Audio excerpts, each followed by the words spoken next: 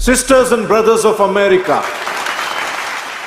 स्वामी विवेकानंद की वैसे तो जितनी भी तारीफ की जाए उतनी कम है। उन्होंने जो भी कुछ किया या जो भी कुछ कहा वो सारा ही एक से बढ़कर एक है। उनकी एक लाइन है जिसने सिर्फ हिंदुस्तानियों का ही नहीं बल्कि पूरी दुनिया का दिल जीत लिया। वो उन्होंने कही थी 1893 में शिकागो अमेरिका में। वो लाइन उनकी स्पीच की पहली लाइन थी। वो लाइन थी sisters and brothers of America. इससे क्या पता लगता है? इससे हमको उनकी सोच के बारे में पता लगता है, उनकी थिंकिंग के बारे में पता लगता है कि वो सामने वाले को अपना समझते हैं। फिर चाहे वो किसी भी देश का हो, किसी भी रिलीजन का हो, इस पूरी दुनिया में वो सब लोग हमारे भाई बहन हैं। एक बहुत ही इंटरेस्टिंग कहानी है जिससे हमको स्वामी विवेकानंद के सोच के बारे में समझ में आता है। जब उनका प्लान बना अमेरिका जाने का तो वो माँ शारदा के पास आशीर्वाद लेने के लिए गए। माँ शारदा से उन्होंने बोला कि मैं अमेरिका जा रहा हूँ धर्म का प्रचार करने के लिए, जो भी कुछ मैंने सीखा है उस सबको शेयर करने के लिए। तो अगर आपकी अनुमति है तो मैं जाऊं? तो माँ शारदा ने उनसे कहा कि वो जो चाकू पड़ा है वो देना जरा मुझे। तो उन्होंने चाकू उठाया और उठाकर दे दिया माँ शारदा को। उसके बाद माँ शारदा ने कहा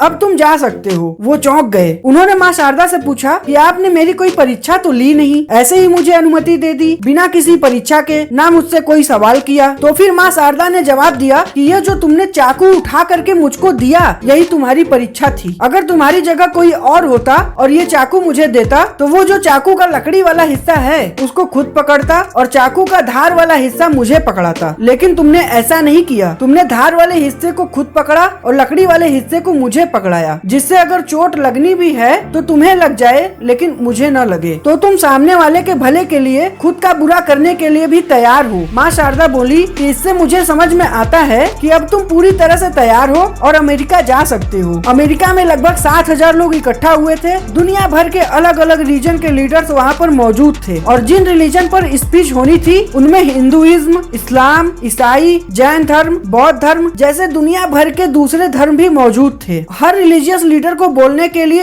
एक सीमित समय दिया गया और उन्हें उतने समय में अपनी बात को पूरा करना था। हिंदू धर्म की तरफ से स्वामी विवेकानंद को बोलना था। उनका नंबर सबसे आखिर में आया और बोलने का समय भी सबसे कम था। लेकिन जब वो मंच पर आए और उन्होंने बोलना शुरू किया तो सुनने वाले बस सुनते चले गए। उनके पहले शब्द थे sisters and brothers of America. औपचारिकता के चलते लेडीज एंड जेंटलमैन सुनने के आदि लोगों के कान में जब my dear American brothers and sister सुना तो खुशी का ठिकाना ही नहीं रहा। युवाओं में नया जोश भरने वाले स्वामी विवेकानंद 20वीं सदी के ही नहीं आज के समय के भी एक युग पुरुष हैं। वो अपने गुरु रामकृष्ण परमहंस से काफी प्रभावित थे। उन्होंने अपने गुरु से यही सीखा था कि सारे जीवों में परमात्मा का अस्तित्व है, इसलिए हमारा उद्देश्य है कि हम हमेशा दूसरों का मदद करते रहें और सेवा के द्वारा ही परमात्मा की भक्ति की जा सकती है। भारत के राष्ट्रपति एपीजे अब्दुल कलाम, प्रधानमंत्री लाल बहादुर शास्त्री आजादी की लड़ाई में आजाद हिंद फौज का गठन कर दुनिया के सबसे बड़े ब्रिटिश एम्पायर का नींव हिलाने वाले नेताजी सुभाष चंद्र बोस जैसे महान व्यक्तित्व के लोग उन्हें अपना आदर्श और गुरु मानते हैं। इनके साथ ही आप निकोला टेस्ला को तो जानते होंगे, जो एक ग्रेट साइंटिस्ट थे और उन्होंने अपनी लाइफ में 300 से ज्यादा चीजों का इन्वेंशन किया। उनके हीरो भी स्वामी विवेकानंद थे। स्वामी विवेकानंद के बहुत से फेमस और मोटिवेशनल कोट्स हैं जिससे आप उनको अपनी लाइफ में अप्लाई करके काफी कुछ हासिल कर सकते हो। उसको हम वीडियो के नेक्स्ट पार्ट में कवर करेंगे। आज के लिए इतना ही। नमस्कार।